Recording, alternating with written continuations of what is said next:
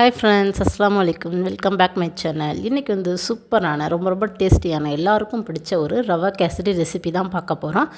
வாங்க வீடியோக்குள்ளே போகலாம். அதுக்கு முன்னாடி நீங்கள் நம்ம சேனலை இப்போ தான் ஃபஸ்ட் டைமாக பார்க்குறீங்கன்னா ப்ளீஸ் சேனலை சப்ஸ்கிரைப் பண்ணி பக்கத்தில் உள்ள பெல் ஐக்கானை கிளிக் பண்ணிக்கோங்க. சேனலை நிறைய பேர் பார்க்குறீங்க, பட் யாருமே சப்ஸ்கிரைப் பண்ணுறது இல்லை. அட்லீஸ்ட் ஒரு லைக்காவது பண்ணுங்கள். அப்போ தான் நெக்ஸ்ட்டு என்ன மாதிரி வீடியோ போடலாம் அப்படின்னு எங்களுக்கு கொஞ்சம் மோட்டிவேஷனாக இருக்கும். ஸோ உங்களோட சப்போர்ட் இருந்தால் மட்டும்தான் எங்களோட நெக்ஸ்ட் லெவலுக்கு போக முடியும். ப்ளீஸ் சப்போர்ட் பண்ணுங்கள். ஸோ ஃபஸ்ட்டு வந்து ஒரு ஸ்பூன் நெய் சேர்த்துட்டு நான் வந்து முந்திரி திராட்சை வந்து நெய்யில் வறுத்து எடுத்துட்டேன். அதுக்கப்புறம் அதே பேனில் வந்து ஒரு கப் அளவுக்கு ரவை எடுத்திருக்கேன். ரவையும் நல்லா வறுத்து எடுத்துக்கணும். ஸோ நீங்கள் வறுத்த ரவை வறுக்காத ரவை எந்த ரவை இருந்தாலும் ஒரு முறை இந்த மாதிரி வறுத்துக்கோங்க. அப்போ தான் வந்து கேசரிக்கு நல்லாயிருக்கும். இப்போ அதே பேனில் வந்து ஒரு கப் அளவுக்கு ரவை எடுத்துருந்தோம் இல்லையா, ஸோ அதே கப்பில் 2 கப் அளவுக்கு தண்ணி வந்து சேர்த்துக்கோங்க. ஸோ ரவை கேசரி எப்பயும் செய்யும்போது பார்த்திங்கன்னா ஸ்டார்டிங்லேயே நீங்கள் சுகர் வந்து சேர்த்தாதீங்க. சர்க்கரை வந்து நம்ம ரவையெல்லாம் சேர்த்துட்டு ரவையெல்லாம் நல்லா வந்து வெந்து வந்ததுக்கப்புறம் நீங்கள் வந்து சர்க்கரையை சேருங்க. அப்போ தான் வந்து நல்லா கேசரி நல்லா வரும்.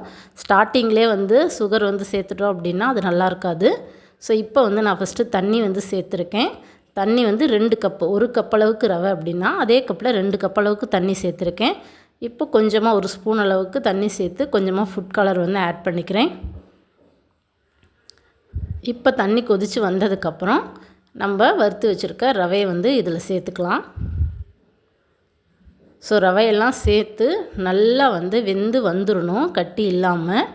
ஸோ கட்டி இல்லாமல் வெந்து வந்ததுக்கப்புறம் வந்து நீங்கள் வந்து சர்க்கரை சேருங்க, அப்போ தான் நல்லாயிருக்கும். ஸோ இப்போ வந்து நான் ரவையை சேர்த்துக்கிறேன். ஸோ நடுவில் வந்து ஒரு சின்ன கிளிப் வந்து கட் ஆயிடுச்சு. நான் வந்து சுகர் ஆட் பண்ணதும் நெய் முந்திரி திராட்சை ஆட் பண்ணதும். ஸோ அதை நான் வாயிலேயே உங்களுக்கு சொல்கிறேன், நீங்கள் வந்து தெரிஞ்சுக்கோங்க. இப்போ நான் ரவையை சேர்த்துட்டு இல்லையா, இப்போ ரவையை சேர்த்துட்டு நல்லா வந்து அது நல்லா பிறண்டு வந்துடணும். வந்ததுக்கப்புறம் நீங்கள் வந்து ஒரு கப்பு வந்து ரவை எடுத்துருக்கீங்க அப்படின்னா அதில் வந்து ஒரு 3/4 கப் அளவுக்கு சர்க்கரை சேர்த்துருங்க. சர்க்கரை சேர்த்துட்டு நல்லா மிக்ஸ் பண்ணிவிட்டு அதுக்கப்புறம் ஒரு ஸ்பூன் நெய் விட்டுருங்க. நெய் விட்டுட்டு கடைசியில் நெய்யில் வந்து வறுத்த முந்திரி திராட்சை இருக்கு இல்லையா, அதை வந்து ஆட் பண்ணிக்கலாம். நல்லா சேர்த்து இந்த மாதிரி நல்லா கலக்கும்போது ரவை கேசரி வந்து நமக்கு கட்டி இல்லாமல் வரும். நல்ல ஒரு பதத்துலேயே இருக்கும். ஸோ இந்த ஸ்டேஜில் இருக்கணும், அப்போ தான் கேசரி நல்லா இருக்கணும். ரொம்ப கெட்டியாக இருந்துச்சு அப்படின்னா நல்லா இருக்காது. அதனால் நீங்கள் வந்து சுகர் வந்து ஃபஸ்ட்டாக சேர்க்காதீங்க, கடைசியாக வந்து ஆட் பண்ணிக்கோங்க. கண்டிப்பாக பிடிச்சிருந்துச்சி அப்படின்னா ட்ரை பண்ணி பாருங்கள். தேங்க்யூ.